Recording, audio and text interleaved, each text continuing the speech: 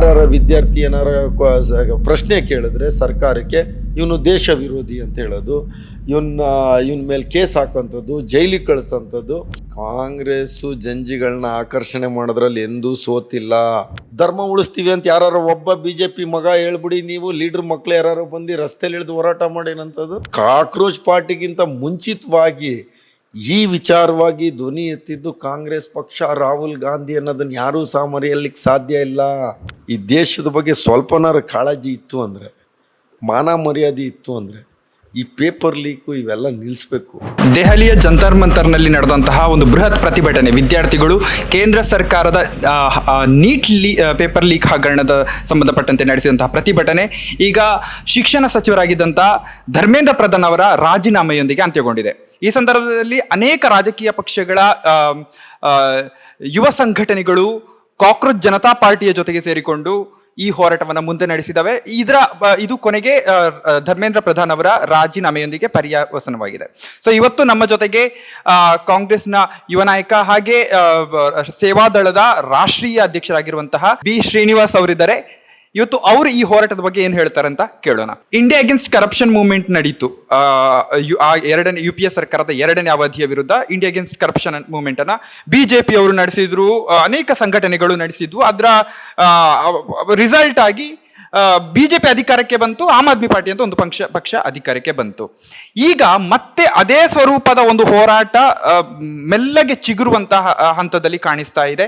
ಈ ಸಂದರ್ಭದಲ್ಲಿ ಆ ಹೋರಾಟಕ್ಕೂ ಈಗಿನ ಈ ಏನು ಕಾಕ್ರೋಚ್ ಜನತಾ ಪಾರ್ಟಿ ಅಂತ ಹೆಸರಿನಲ್ಲಿ ನಡೆಸಿದಂತಹ ಹೋರಾಟ ಏನಿತ್ತು, ಇದಕ್ಕೂ ಏನು ವ್ಯತ್ಯಾಸ ಅಥವಾ ಸಿಮಿಲಾರಿಟೀಸ್ ಕಾಣಿಸ್ತದೆ? ಈಗ 2014ರಲ್ಲಿ ಆದಂಥ ಹೋರಾಟ ಹಿನ್ನೆಲೆ ಅಂದರೆ ಅದು ವ್ಯವಸ್ಥಿತವಾಗಿ ಕಾಂಗ್ರೆಸ್ ಪಕ್ಷದ ವಿರುದ್ಧ RSS ಒಂದು ದೊಡ್ಡ ಒಂದು ರಚನೆಯನ್ನು ಮಾಡ್ತು ವಿರುದ್ಧವಾಗಿ, ಇಂಡಿಯಾ ಅಗೇನ್ಸ್ಟ್ ಕರಪ್ಷನ್ ಅಂತ.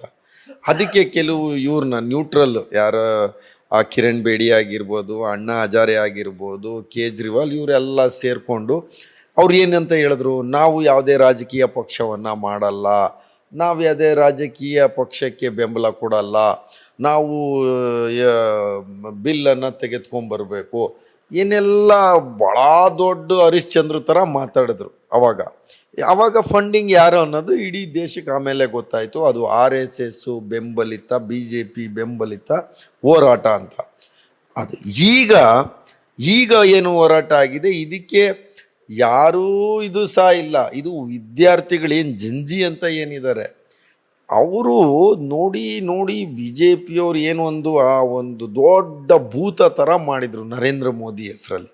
ಆದರೆ ಕಳೆದ 12 ವರ್ಷಗಳಲ್ಲಿ ಆದಂಥ ಈ ದೇಶದಲ್ಲಿ ಬೆಳವಣಿಗೆಗಳು ಒಂದೋ ಎರಡೋ, ಇವ್ರು ಏನೆಲ್ಲ ಹೇಳ್ಕೊಂಡು ಬಂದರು. ಕಪ್ಪು ಹಣ ಇದೆ, ಎಷ್ಟೋ ಕೋಟಿ ಸ್ವಿಸ್ ಬ್ಯಾಂಕಲ್ಲಿದೆ, ನಾವು ಹಣ ತೊಗೊಂಬರ್ತೀವಿ, ಎಲ್ಲರ ಖಾತೆಗೆ ಹಣ ಹಾಕ್ತೀವಿ, 15 ಲಕ್ಷ ಹಾಕ್ತೀವಿ, ಆಮೇಲೆ ಇದು ಕರಪ್ಟ್ ಸರ್ಕಾರ ಕಾಂಗ್ರೆಸ್ಸು ಅಂತ ಹೇಳಿದ್ರು. ವಿದ್ಯಾರ್ಥಿಗಳಿಗೆ ಉದ್ಯೋಗವನ್ನು ಸೃಷ್ಟಿಸ್ತೀವಿ, ನಾವು ಹಂಗೆ ಮಾಡ್ತೀವಿ, ಹಿಂಗೆ ಮಾಡ್ತೀವಿ, ಭಾಳ ದೊಡ್ಡ ಆಶ್ವಾಸನೆಗಳನ್ನ ಕೊಟ್ಟರು. ಬೇಟಿ ಬಚಾವ್, ಬೇಟಿ ಪಡಾವ್. ಮತ್ತು ಆ ಒಂದು ಎಷ್ಟು ದೊಡ್ಡ ಮಟ್ಟಕ್ಕೆ ಆಶ್ವಾಸನೆಗಳನ್ನ ಕೊಟ್ಟರು ಅಂದರೆ ಒಂದೂ ಸಹ ಪೂರ್ತಿ ಮಾಡೋಕ್ಕಾಗಲಿಲ್ಲ. ಈ ದೇಶದಲ್ಲಿ ನಡೆದಿದ್ದೇನಪ್ಪ ಅಂದರೆ, ಆಗ 60 ರೂಪಾಯಿ ಇದ್ದಿದ್ದಂಥ ಪೆಟ್ರೋಲು ಇವತ್ತು 180 ರೂಪಾಯಿ. ನೀವು ಪ್ಯೂರ್ ಪೆಟ್ರೋಲ್ ಹಾಕ್ಸ್ತೀನಿ ಅಂದರೆ ಈಗ ಪೆಟ್ರೋಲಲ್ಲಿ ಶುಗರ್ ಕೆನ್ನನ್ನು ಮಿಕ್ಸ್ ಮಾಡೇನಂಥದ್ದು, ಎಥನಾಲ್ ಅಂತ ಏನು ಹೇಳ್ತಾ ಇದ್ದಾರೆ, ಅದನ್ನು ನೀವೇನಾರ ಶುಗರ್ ಜ್ಯೂಸ್ ಕುಡಿಬೇಕು ಅಂದರೆ ಆ ಪೆಟ್ರೋಲ್ನ ಸೋಸ್ಬಿಟ್ಟಿಬೇಕಂದ್ರೆ ಸಪ್ರೇಟಾಗಿ ಶುಗರ್ ಜ್ಯೂಸ್ ಬರುತ್ತೆ, ಅದು ಕುಡ್ಕೊಬೋದು. ಪೆಟ್ರೋಲ್ ಮತ್ತೆ ನೀವು ಗಾಡಿಗೆ ಆ ಮಟ್ಟದ ವ್ಯವಸ್ಥಿತವಾಗಿ ಜನಸಾಮಾನ್ಯರ ದುಡ್ಡನ್ನು ಯಾವ ರೀತಿ ಲೂಟಿ ಮಾಡಬೇಕು ಅನ್ನೋದು ಈ ಪೆಟ್ರೋಲ್. ಯಾರು ಸಣ್ಣ ಪುಟ್ಟ ಈಗ ಪ್ರತಿಯೊಬ್ಬರು ಬಿಸ್ನೆಸ್ಸು, ಪೆಟ್ರೋಲು, ಡೀಸಲ್ಲು, ಕರೆಂಟು ಅಂದರೆ ಅದಿಲ್ಲದೆ ಎಲ್ಲರೂ ಸಹ ಅವಲಂಬಿತರಾಗಿರೋಂಥದ್ದು. ಒಂದು ಸಣ್ಣ ಒಬ್ಬ ಕಡು ಬಡವನು ಅವ್ರ ಹತ್ರ ಯಾವುದೋ ಒಂದು ಗಾಡಿ ಇಟ್ಕೊಂಡು. ಅಂದರೆ ಆ 2014ರಲ್ಲಿ ಇಂಟರ್ನ್ಯಾಷನಲ್ ಬ್ಯಾರಲ್ ರೇಟ್ ಎಷ್ಟಿತ್ತು? $120 ಇತ್ತು, $140 ಇತ್ತು. ಅಂಥ ಸಂದರ್ಭದಲ್ಲಿ ಕೇಂದ್ರ ಸರ್ಕಾರ, ಕಾಂಗ್ರೆಸ್ ಸರ್ಕಾರ, UPA ಸರ್ಕಾರ ಇದ್ದಾಗ ಸಬ್ಸಿಡಿ ಮುಖಾಂತರ 60ರಿಂದ 70 ರೂಪಾಯಿಗೆ ಪೆಟ್ರೋಲ್ ಸಿಗ್ತಾಯಿತ್ತು, 400 ರೂಪಾಯಿಗೆ ಸಿಲಿಂಡರ್ ಸಿಗ್ತಾಯಿತ್ತು ಗ್ಯಾಸು. ಆದರೆ ಈ ಸರ್ಕಾರ ಬಂದ ಮೇಲೆ ಏನಾಯಿತು, ನಾವು 20 ರೂಪಾಯಿಗೆ 30 ರೂಪಾಯಿಗೆ ಪೆಟ್ರೋಲ್ ಕೊಡ್ತೀವಿ ಅಂತ ಹೇಳಿದವರು, 200 ರೂಪಾಯಿ ಗ್ಯಾಸ್ ಕೊಡ್ತೀವಿ ಅಂತ ಹೇಳಿದವರು, ಏನಾಯಿತು 1100 ರೂಪಾಯಿ ಗ್ಯಾಸು, 180 ರೂಪಾಯಿ ನೀವು ಪ್ಯೂರ್ ಪೆಟ್ರೋಲ್ ತಗೊಬೇಕು ಅಂದರೆ, ಇಲ್ಲ ಅಂದರೆ ಮಿಕ್ಸು ಪೆಟ್ರೋಲು. ಅಂದರೆ ಲೂಟಿ ಮಾಡೋದು ಏನಾರ ಈ ದೇಶದಲ್ಲಿ ಆಗಿದ್ದನ್ನು ನಾವು ನೋಡಿಬಿಟ್ರೆ ಭಾಳ ದೊಡ್ಡ ಮಟ್ಟದಲ್ಲಿ ಸುಳ್ಳುಗಳನ್ನ ಹೇಳಿ ದೇಶಕ್ಕೆ ಒಂದು ಇದನ್ನು ಸೃಷ್ಟಿಯನ್ನು ಮಾಡಿದರು. ಸುಳ್ಳಿನ ಒಂದು ಕಂತೆ, ಕಾಮನ್ವೆಲ್ತ್ ಹಗರಣ ಅಂತ ಹೇಳಿದ್ರು, ಏನೆಲ್ಲ ಹೇಳಿದ್ರು ಅವು ಎಲ್ಲವೂ ಸಹ ಆಮೇಲೆ ದಿನೇ ಬಂದಂಥ ಎಲ್ಲೂ ಸಹ ಯಾವುದೇ ಅಷ್ಟು ಮಟ್ಟದ ಕರಪ್ಷನ್ ಆಗಿಲ್ಲ ಅನ್ನೋದು ಸಹ ಪ್ರೂವ್ ಆಯಿತು. ಆದರೆ BJP ಸರ್ಕಾರ ಬಂದ ಮೇಲೆ ಪ್ರತಿಯೊಂದು ಹಂತದಲ್ಲೂ ಕರಪ್ಷನ್ ನೀವು ನೋಡಿ, ಇಡೀ ದೇಶದಾದ್ಯಂತ ಎಷ್ಟು ಇದ್ದಾವೆ ಅಂದರೆ ನೀವು ಅನ್ಬಿಲೀವಬಲ್. ಯಾರ್ಯಾರೆಲ್ಲ ಈಗ ಆ ರೀತಿ ಮಾಡಿದಾರೆ ಅವ್ರಿಗೆ ಇಡಿ ಕಳಿಸೋದು, ಅವ್ರಿಗೆ BJPಗೆ ಅವ್ರು ಫಂಡ್ ಮಾಡಿದ ತಕ್ಷಣ ಅವ್ರನ್ನ ಬಿಟ್ಬಿಡೋದು. ಇವತ್ತವರೆಗೂ BJP ಪಕ್ಷ ಆಡಳಿತ ಪಕ್ಷದ ಒಬ್ರಿಗೂ ಇಡಿ ರೈಡ್ ಆಗಿಲ್ಲ. ಇಡೀ ದೇಶದಾದ್ಯಂತ ಎಲ್ಲ ಪಕ್ಷದ ಲೀಡರ್ಗಳು ಯಾರು ಪೊಟೆನ್ಷಿಯಲ್ ಇದ್ದಾರೆ ಆ ರಾಜ್ಯದಲ್ಲಿ ಎಲ್ಲೋ BJPಗೆ ಮುಳ್ಳಾಗ್ತಾರೆ, ಅವ್ರಿಗೆ ಇಡಿಯನ್ನು ತೆಗೆದು ಮಾಡೋದು. ಈಗ ಸಡನ್ ಆಗಿ ಈಗ ಒಂದು ಅಪೊಲಿಟಿಕಲ್ ಆಗಿರುವಂತಹ ರಾಜಕೀಯದಲ್ಲಿ ಸಕ್ರಿಯ ಅಲ್ಲದಂತಹ ಒಂದು ಜನರೇಷನ್ ಈಗ ಕೇಂದ್ರ ಸರ್ಕಾರದ ವಿರುದ್ಧ ನಿಂತಿರುವಂತದ್ದು. ಸೊ ಈ ರೀತಿ ಒಂದು ಬ್ಲಾಸ್ಟ್ ಆಗೋದಕ್ಕೆ ಏನ್ ಕಾರಣ ಇರ್ಬೋದು ಅಂದ್ರೆ, ಒಂದು ರಾಜಕೀಯವನ್ನ ಅತ್ಯಂತ ಗಂಭೀರವಾಗಿ ನೋಡಿದರೂ ನೋಡಿಲ್ವೋ ನಮಗೆ ಗೊತ್ತಿಲ್ಲ, ಆದ್ರೆ ಸಕ್ರಿಯ ಅಲ್ಲದಂತಹ ಒಂದು ಸಮುದಾಯ ಅಂದ್ರೆ ಜೆನ್ಸಿಗಳು ಇವತ್ತು ಎದ್ದಿರುವಂಥದ್ದು. ಈಗ ಸೋಷಿಯಲ್ ಮೀಡಿಯಾ ಜಮಾನ, ಈಗ ಸೋಷಿಯಲ್ ಮೀಡಿಯಲ್ಲಿ ಮುಖಾಂತರನೇ ಈ ದೇಶದ ಪ್ರಧಾನಮಂತ್ರಿ ಆಗಿದ್ದು ನರೇಂದ್ರ ಮೋದಿಯವರು. ಆದರೆ ಈಗ ಇದೇ ನರೇಂದ್ರ ಮೋದಿಯವರು ಇಡೀ BJP ಕಾರ್ಯಕರ್ತರಿಗೆ ನೀವು ಇನ್ಸ್ಟಾಗ್ರಾಮ್ನ ಫಾಲೋ ಮಾಡಿ ಅನ್ನೋ ಪರಿಸ್ಥಿತಿ ಉದ್ಭವ ಆಯಿತು. ಆವಾಗ ವಾಟ್ಸಪ್ ಮುಖಾಂತರ ಸರ್ಕಾರವನ್ನು ಕೀಳೋಂಥದ್ದು ಮಾಡಿದ್ರು. ಈಗ ಸರ್ಕಾರದ ವಿರುದ್ಧ ಈ ಇನ್ಸ್ಟಾಗ್ರಾಮ್ಗಳ ಮುಖಾಂತರ ವಿದ್ಯಾರ್ಥಿಗಳು ಯಾವ ಮಟ್ಟಕ್ಕೆ ರೀಲ್ಸ್ಗಳನ್ನ ಮಾಡಿದ್ದಾರೆ, ಏನೆಲ್ಲ ಅವ್ರು ಮಾಡಿರೋಂಥ ಅನ್ಯಾಯಗಳು 1-2 ಸರೆಮಾಲೆಗಳನ್ನ ಹಾಕಿದ್ದಾರೆ. ಮತ್ತು ಧ್ವನಿ ಎತ್ತೋದಕ್ಕೆ ಹಿಂದೆ ಮುಂದೆ ನೋಡ್ದಿರೋಂಥದ್ದು. ಇದು ಪ್ರೆಷರ್ ಕುಕ್ಕರು 12 ವರ್ಷದಿಂದ ಏನು ಇವ್ರದ್ದು ಸತತವಾಗಿ ವಿದ್ಯಾರ್ಥಿಗಳಿಗೆ ಆದಂಥ ಅನ್ಯಾಯ ಆಗಿರ್ಬೋದು, ಯುವಕರಿಗೆ ಮಾಡಿದಂಥ ಇದು 1 ದಿನ 2 ದಿನ ಆದಂಥ ಇದಲ್ಲ ಈ ಹೋರಾಟಕ್ಕೆ. ಇದು 12 ವರ್ಷಗಳಿಂದ ಮಾಡ್ಕೊಂಬಂದಂಥ ದೊಡ್ಡ ವಿದ್ಯಾರ್ಥಿ ಸಮೂಹಕ್ಕೆ ಅನ್ಯಾಯ ಮಾಡಿಂಥದ್ದು. New education policy, paper leak, ಪ್ರತಿ ವರ್ಷ ಪ್ರತಿಯೊಂದು ಹಂತದಲ್ಲೂ ಫೀಸು, ಈ ನ್ಯೂ ಎಜುಕೇಷನ್ ಸಿಸ್ಟಮ್ ತೊಗೊಂಬರೋದು. ಒಟ್ಟಿನಲ್ಲಿ ಅವ್ರಿಗೆ BJP ಸರ್ಕಾರಕ್ಕೆ ಏನಪ್ಪ ಅಂದರೆ, ವಿದ್ಯಾರ್ಥಿಗಳು ಯಾರು ಡಾಕ್ಟರ್ ಆಗಬಾರ್ದು, ವಿದ್ಯಾರ್ಥಿಗಳು ಯಾರು ಇಂಜಿನಿಯರ್ ಆಗ್ಬಾರ್ದು, ವಿದ್ಯಾರ್ಥಿಗಳು ಯಾರು MBA ಮಾಡಬಾರ್ದು. ಯಾಕೆಂದರೆ ನಾಳೆ ದಿನ ವಿದ್ಯಾರ್ಥಿಗಳು ಓದಿದ್ರೆ ಸರ್ಕಾರಕ್ಕೆ ಕ್ವಶನ್ ಕೇಳ್ತಾರೆ, ಸವಾಲನ್ನು ಹಾಕ್ತಾರೆ, ಅದಕ್ಕೆ ಉತ್ತರ ಕೊಡೋಕ್ಕಾಗಲ್ಲ. ಅವ್ರದ್ದೇನು ವಾಟ್ಸಪ್ ಯೂನಿವರ್ಸಿಟಿ ಇದೆ, ಸುಳ್ಳನ್ನ ಸತ್ಯ ಮಾಡೋವಂಥದ್ದು, ಮತ್ತೇನೋ ಮಾಡೋದು, ತಿರ್ಚೋ ಅಂಥದ್ದು, ತೇಜೋವಧೆ ಮಾಡೋ ಅಂಥದ್ದು. ಅವ್ರದ್ದೇನು ವಾಟ್ಸಪ್ ಯೂನಿವರ್ಸಿಟಿ ಇದೆ, ಅದಕ್ಕೆ ಗೋಬರ್ ಪಾತ್ರ ಆಗ್ಬೋದು, ಜೂಟ್ ಮಲ್ವಿ ಆಗ್ಬೋದು, ಇವರೆಲ್ಲ ಏನಿದ್ದಾರೆ ಇದು ತಜ್ಞರು, ಇವ್ರುಗಳು ವಿದ್ಯಾರ್ಥಿಗಳನ್ನ ಇಲ್ಲಿ ಕರ್ಕೊಂಬರೋ ಅಂತ ಅವ್ರದ್ದು ಉದ್ದೇಶ ಇತ್ತು. ಆದರೆ ವಿದ್ಯಾರ್ಥಿಗಳು ನಾವು ನಿಮ್ಮ ವಾಟ್ಸಪ್ ಯೂನಿವರ್ಸಿಟಿಗೆ ಬರೋಲ್ಲ, ನಾವು ಯೂನಿವರ್ಸಿಟಿಗೆ ಹೋಗಿ ನಾವು ಡಿಗ್ರಿಯನ್ನು ತೆಗೆದುಕೊಂಡು ನಾವು ನಮ್ಮ ಕಾಲ್ ಮೇಲೆ ನಿಂತ್ಕೊಬೇಕು, ನಮ್ಮ ತಂದೆ ತಾಯಿನ ನೋಡ್ಕೊಬೇಕು, ಈ ದೇಶದ ಹೆಸರನ್ನು ಉಳಿಸ್ಬೇಕು ಅಂತ ಹೇಳಿ ವಿದ್ಯಾರ್ಥಿಗಳ ಒಂದು ಈ ಹೋರಾಟಕ್ಕೆ ನಿಜವಾಗ್ಲೂ ಅವ್ರದ್ದು ಎಲ್ಲ ತಂದೆ ತಾಯಿಗಳು ಸತತವಾಗಿ ಅವ್ರನ್ನ ಎಜುಕೇಷನ್ಗೋಸ್ಕರ ಕೊಟ್ಟಿರೋ ಒತ್ತಾಗಿರ್ಬೋದು. ಪ್ರತಿಯೊಂದು ಈ ದೇಶದಲ್ಲಿ ಇಂಡಿಯಾದ ಇಂಜಿನಿಯರ್ಸ್ ಅಂದರೆ ಬೇಡಿಕೆ ಇತ್ತು, ಡಾಕ್ಟ್ರ್ ಅಂದರೆ ಬೇಡಿಕೆ ಇತ್ತು, ಅಡ್ವೊಕೇಟ್ಸ್ ಅಂದರೆ ಬೇಡಿಕೆ ಇತ್ತು. ಇವತ್ತೇನಾಗಿದೆ ಪರಿಸ್ಥಿತಿ ಉದ್ಭವ ಆಗಿದೆ, ಇಂಡಿಯಾದ ಡಾಕ್ಟ್ರಿಗೂ ತಗೋತಾ ಇಲ್ಲ, ಇಂಜಿನಿಯರ್ಗೂ ತಗೋತಾ ಇಲ್ಲ. ಯಾಕೆಂದರೆ ಕಳೆದ 12 ವರ್ಷದಲ್ಲಿ ಆಗಿರೋದೆಲ್ಲ ಪೇಪರ್ ಲೀಕಿಂದನೇ ಪಾಸಾಗಿದ್ದಾರೆ ಅಂತ ಎಲ್ಲೋ ಒಂದು ರೀತಿ ಇದು ಸ್ಟಾರ್ಟ್ ಆಗಿದೆ ವಿದ್ಯಾರ್ಥಿಗಳಲ್ಲಿ. ಬೆಳೆದಂಥ ಮಾವು ಸಹ ಎಲ್ಲ ವಿದೇಶ US ಅವ್ರು ಬ್ಯಾನ್ ಮಾಡಿದ್ರು, ಜಪಾನ್ ಅವ್ರು ಬ್ಯಾನ್ ಮಾಡಿದ್ರು, ಯಾವುದೂ ಮಾವು ರಫ್ತಿ ಆದಂಗೆ ಆಗೋಗಿದೆ. ಆದರೆ ಸರ್ಕಾರ ಇದಕ್ಕೆಲ್ಲ ಒತ್ತು ಕೊಡೋಲ್ಲ. ಅವರು ಹಿಂದೂ ಮುಸ್ಲಿಮು ಯಾವ ರೀತಿ ಒಡೆದಾಡೋ ನೀತಿ, ಜಾತಿನ ಎತ್ತಿಕ್ಕುವಂಥದ್ದು ಹೇಳಿಕೆಗಳು. ಯಾರ ವಿದ್ಯಾರ್ಥಿ ಏನಾರ ಪ್ರಶ್ನೆ ಕೇಳಿದ್ರೆ ಸರ್ಕಾರಕ್ಕೆ ಇವನು ದೇಶ ವಿರೋಧಿ ಅಂತ ಹೇಳೋದು, ಇವನ ಮೇಲೆ ಕೇಸ್ ಹಾಕೋಂಥದ್ದು, ಜೈಲಿಗೆ ಕಳಿಸೋಂಥದ್ದು. ಆಗ ಏನು ಸ್ವತಂತ್ರ ಸಂದರ್ಭ ಟೈಮಲ್ಲಿ ಬ್ರಿಟಿಷ್ರೇ ಅವ್ರು ಈಸ್ಟ್ ಇಂಡಿಯಾ ಕಂಪನಿ ಜೊತೆ ಯಾಕೆ ಮಾಡ್ತಿದ್ರು, ಈಗ ಬಿ ಜೆ ಪಿಯವರು ವೆಸ್ಟ್ ಇಂಡಿಯಾ ಕಂಪನಿ ಜೊತೆ ಸೇರಿಕೊಂಡು ಇಡೀ ದೇಶಕ್ಕೆ ಎಲ್ಲೋ ಒಂದು ರೀತಿ ಬೈದು ವಾತಾವರಣದಲ್ಲಿ ಇರೋದು. ಈಗ ಈ ಒಂದು ಸಮುದಾಯವನ್ನ ತುಂಬಾ ಯಂಗ್ ಆಗಿರುವಂತ ಜೆನ್ಸಿಗಳನ್ನ ಯಾಕೆ ಕಾಂಗ್ರೆಸ್ ಆಕರ್ಷಣೆ ಮಾಡೋದಕ್ಕೆ ಸೋತು ಹೋಯ್ತು ಅಂತ ಅನ್ನಿಸ್ತದೆ? ಕಾಂಗ್ರೆಸ್ಸು ಜಂಜಿಗಳನ್ನ ಆಕರ್ಷಣೆ ಮಾಡೋದ್ರಲ್ಲಿ ಎಂದೂ ಸೋತಿಲ್ಲ.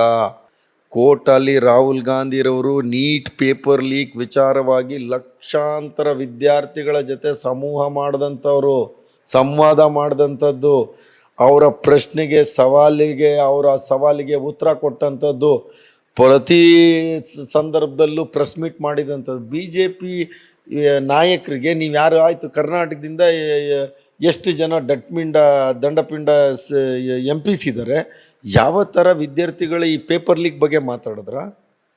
ಇಡೀ ಕರ್ನಾಟಕ ಆಗ್ಬೋದು, ಸೌತ್ ಆಗ್ಬೋದು, ಇಡೀ ದೇಶದ ವಿದ್ಯಾರ್ಥಿಗಳಿಗೆ ಅನ್ಯಾಯ ಆಯ್ತಲ್ಲ.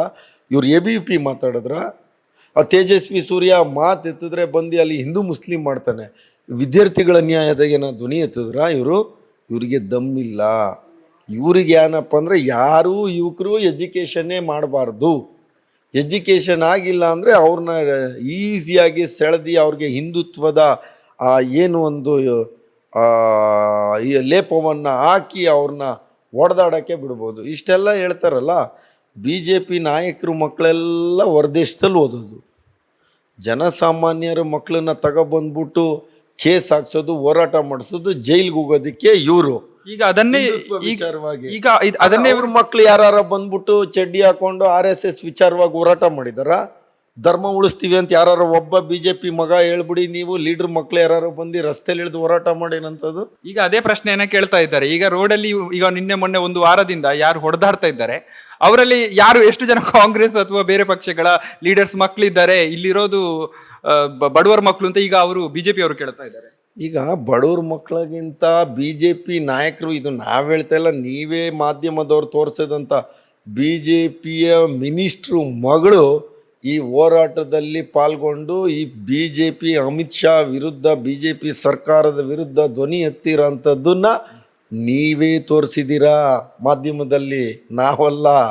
ಅಂದರೆ ಅವರ ಮಕ್ಕಳಿಗೂ ಸಹ ಅರಿವಾಗಿದೆ BJP ಮಾಡ್ತಾ ಇರೋವಂಥ ಇದು ಏನು ವ್ಯವಸ್ಥೆ ಇದೆ, ಎಲ್ಲೋ ಒಂದು ರೀತಿ ಈ ದೇಶನ 25 ವರ್ಷ ಹಿಂದಕ್ಕೆ ತೆಗೆದುಕೊಂಡು ಹೋಗುವಂಥ ಕೆಲಸ ಮಾಡ್ತಿದ್ದಾರೆ ಅಂತ ಹೇಳಿ ವಿದ್ಯಾರ್ಥಿಗಳು ಆ ಮಟ್ಟಕ್ಕೆ ಫ್ರಸ್ಟ್ರೇಷನ್ ಆಗುವಂಥ ಒಂದು ಇದು, ಆ ಒಡೆದೋಗುವಂಥದ್ದು, ಆ ಏನು ಬಲೂನು ಗಾಳಿ ಇವ್ರದ್ದು, ಆ ಒಂದು PP ಆ ಪುಗ್ಗ ಅಂತಾರಲ್ಲ, ಅದು ತುಂಬಿ ತುಂಬಿ ತುಂಬಿ ಬ್ಲಾಸ್ಟ್ ಆಗಿರೋಂಥದ್ದು ಅಂತ ನನಗನ್ಸುತ್ತೆ. ಆರಂಭದಲ್ಲಿ ಯಾಕೆ ಕಾಕ್ರೋಚ್ ಜನತಾ ಪಾರ್ಟಿ ಹೋರಾಟವನ್ನು ಆರಂಭಿಸುವಾಗ ಕಾಂಗ್ರೆಸ್ ಅವ್ರ ಜೊತೆ ಗುರುತಿಸ್ಕೊಳ್ಳೋದಕ್ಕೆ ಹಿಂದೆ ಮುಂದೆ ನೋಡ್ತು? ಈಗ ಗುರುತಿಸ್ಕೊಳ್ಳೋದಕ್ಕೆ ಅಂತಲ್ಲ, ಯಾರೋ ಒಬ್ರು ಪಕ್ಷ ಹೋರಾಟ ಮಾಡ್ತಾ ಇದ್ದಂಗೆ, ಈಗ ನೀವು ನಿಮ್ಮ ಚಾನಲಲ್ಲಿ ನೀವು ಈಗ ಕೆಲಸ ಮಾಡ್ತೀವಿ, ಈಗ ಬೇರೆ ಚಾನಲಲ್ಲಿ ಹೋಗ್ಬಿಟ್ಟು ನೀವು ಇಮ್ಮಿಡಿಯೇಟ್ ಹೋಗಿ ಅಲ್ಲಿ ಅವ್ರದ್ದು ಇದು ಮಾಡೋಕ್ಕೆ ಸಾಧ್ಯ ಇಲ್ಲ. ಯಾರೋ ಒಂದು ಪಕ್ಷ ಮಾಡ್ತಿದ್ದಾರೆ, ಆ ಪಕ್ಷದ ಧ್ವನಿಗೆ ಯಾವಾಗ ಸ್ಪಂದಿಸಿಲ್ಲ, ಅಲ್ಲಾದಂಥ ಅನಾಹುತಗಳು ಮತ್ತೊಂದು ಬಂದಾಗ ಬೆಂಬಲ ಕೊಡೋದು ಜನಸಾಮಾನ್ಯ. ಈ ಹೋರಾಟಕ್ಕೆ ಅತಿ ಹೆಚ್ಚು ಕಾಕ್ರೋಚ್ ಪಾರ್ಟಿಗಿಂತ ಮುಂಚಿತವಾಗಿ ಈ ವಿಚಾರವಾಗಿ ಧ್ವನಿ ಎತ್ತಿದ್ದು ಕಾಂಗ್ರೆಸ್ ಪಕ್ಷ, ರಾಹುಲ್ ಗಾಂಧಿ ಅನ್ನೋದನ್ನು ಯಾರೂ ಸಹ ಮರೆಯಲಿಕ್ಕೆ ಸಾಧ್ಯ ಇಲ್ಲ. ನೀವು ಡೇಟು ಪ್ರತಿಯೊಂದು ತೆಗೆದು ನೋಡಿ, ನೀವು ಯಾವುದೇ ಕಾಶ್ಮೀರಿಂದ ಕನ್ಯಾಕುಮಾರಿವರೆಗೆ, ಕಟಕ್ಕಿಂದ ಹಠಕ್ವರೆಗೂ ಈ ಪೇಪರ್ ಲೀಕ್ ವಿಚಾರವಾಗಿ ಧ್ವನಿ ಎತ್ತಿದ್ದು ಕಾಂಗ್ರೆಸ್ ಪಕ್ಷ, ರಾಹುಲ್ ಗಾಂಧಿ. ಅದು ಪಾರ್ಲಿಮೆಂಟ್ ಆಗಿರ್ಬೋದು, ಅದು ರಸ್ತೆಯಲ್ಲಾಗಿರ್ಬೋದು, ಅದು ಈಗೆಲ್ಲ ಹೇಳ್ಬೋದು ಹೇಳಿ, ಅದಕ್ಕೆ ನಮಗೇನು ಬೇಜಾರಿಲ್ಲ. ಇದರಲ್ಲಿ ನಾವೇನು ಇದು ಮಾಡ್ಕೋಬೇಕು ಅಂತ ಏನಿಲ್ಲ. ಬಟ್ ಕಾಂಗ್ರೆಸ್ ಪಕ್ಷ ಯಾವಾಗಲೂ ಸಹ ನ್ಯಾಯದ ಪರ, ಯಾರಿಗಾರ ತೊಂದರೆ ಆದಂಥ ಸಂದರ್ಭದಲ್ಲಿ ವಿದ್ಯಾರ್ಥಿ ಆಗಿರ್ಬೋದು, ಯುವಕರಾಗಿರ್ಬೋದು, ರೈತರಾಗಿರ್ಬೋದು, ಜನಸಾಮಾನ್ಯರಾಗಿರ್ಬೋದು, ಕೂಲಿ ಕಾರ್ಮಿಕರಾಗಿರ್ಬೋದು, ಪ್ರತಿಯೊಂದು ವಿಚಾರದಲ್ಲಿ ಧ್ವನಿ ಎತ್ತ ಕೆಲಸವನ್ನು ಕಾಂಗ್ರೆಸ್ ಪಕ್ಷ ಮಾಡ್ತಾನೇ ಇರ್ತೀವಿ.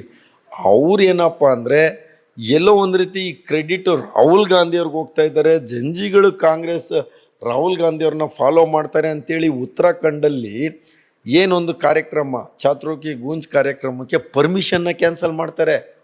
ಪರ್ಮಿಷನ್ ಕೊಟ್ಟಂತ ಆ ಕ್ಯಾನ್ಸಲ್ ಮಾಡಿ ಅಲ್ಲಿ ಜಾಸ್ಮಿನನ್ನು ಕರೆಸ್ತಾರೆ. ಕೋಟ್ಯಾಂತರ ರೂಪಾಯಿ ಕೊಟ್ಟು ಜಾಸ್ಮಿನನ್ನು ಕರ್ಕೊಬಂದು ಅಲ್ಲಿ ಯುವಕರನ್ನ ರಾಹುಲ್ ಗಾಂಧಿಯವ್ರ ಪ್ರೋಗ್ರಾಮ್ಗೆ ಹೋಗ್ಬಾರ್ದು, ಡೈವರ್ಟ್ ಮಾಡಬೇಕು ಅಂತ ಹೇಳಿ ಆ ಕಾರ್ಯಕ್ರಮನ ರೂಪಿಸ್ತಾರೆ. ಆದರೆ ಜಾಸ್ಮಿನ್ ರವರ ಕಾರ್ಯಕ್ರಮದಲ್ಲಿ ಜನ ಕಡಿಮೆಯಾಗಿ ಹೋಗ್ತಾರೆ. ರಾಹುಲ್ ಗಾಂಧಿರವರ ನೀಟ್ ವಿಚಾರಕ್ಕೆ ಚಾತುರ್ಕಿ ಗೂಂಜ್ ಕಾರ್ಯಕ್ರಮಕ್ಕೆ ಅಲ್ಲೂ ಸಹ ಸಾವಿರಾರು ವಿದ್ಯಾರ್ಥಿಗಳು ಭಾಗವಹಿಸ್ತಾರೆ.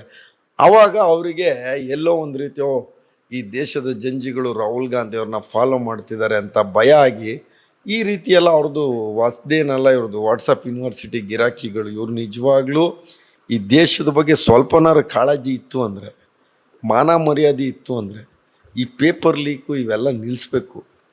ಈ ನಿಲ್ಲಿಸಿ ಇನ್ನೂ ಈಗ 22 ವಿದ್ಯಾರ್ಥಿಗಳು ಡೆತ್ ಆಗಿದ್ದಾರೆ. ಅವ್ರ ಮನೇಲಿ ಯಾರಿಗಾರು ಕೆಲಸ ಕೊಡಿ. ಯಾಕೆಂದರೆ ಓಪು ಇದ್ದಿದ್ದು ಅವರೇ, ಅವ್ರಿಗೋಸ್ಕರ ಕಷ್ಟಪಟ್ಟು ಓದಿಸಿ ಬೆಳೆಸಿ ಮಾಡಿದಂಥವ್ರು ಈಗ ಯಾರು ಆಧಾರ? ಯಾರು ಇಲ್ಲ. ಅಂಥವ್ರು ಕೊಡಿ.